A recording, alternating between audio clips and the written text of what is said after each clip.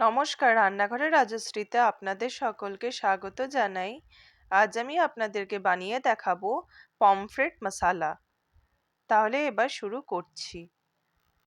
এর জন্য কয়েকটি মাছ পরিষ্কার করে ধুয়ে নিয়েছি আর গাগুলো অল্প করে চিড়ে দিয়েছি। লেবুর রস 1 চামচের মতো নিয়েছি। এর মধ্যে 1 চামচ বেসন দিয়ে দিলাম। 1 চামচের মতো শেজওয়ান সস দিয়ে দিলাম। হাফ চামচ রসুন বাটা দিয়ে দিলাম। এর সাথে হাফ চামচ হলুদ গুঁড়ো, জিরে গুঁড়ো, ধনে গুঁড়ো আর লাল লঙ্কার গুঁড়ো দিয়ে দিলাম। আর সামান্য গরম মশলা দিলাম। পরিমাণ মতো নুন দিলাম।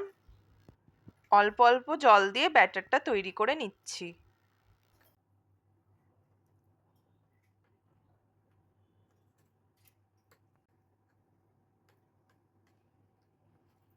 এবার এই ব্যাটারটা মাছের গায়ে ভালো করে লাগিয়ে দিচ্ছি।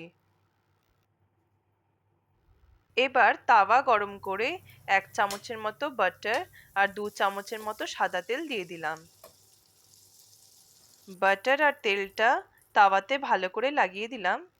এবার মশলা মাখানো মাছগুলো এক এক করে দিয়ে দেব। মশলাগুলো আরও একটু এভাবে চামচে করে দিয়ে দিচ্ছি। 2 পিঠ মিডিয়াম ফ্লেমে আস্তে আস্তে করে ভেজে নেব।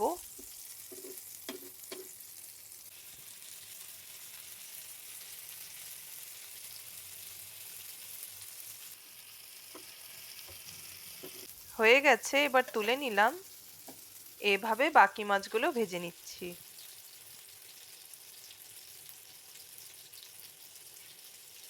পমফ্রেট মশালা পুরোপুরিভাবে তৈরি হয়ে গেছে।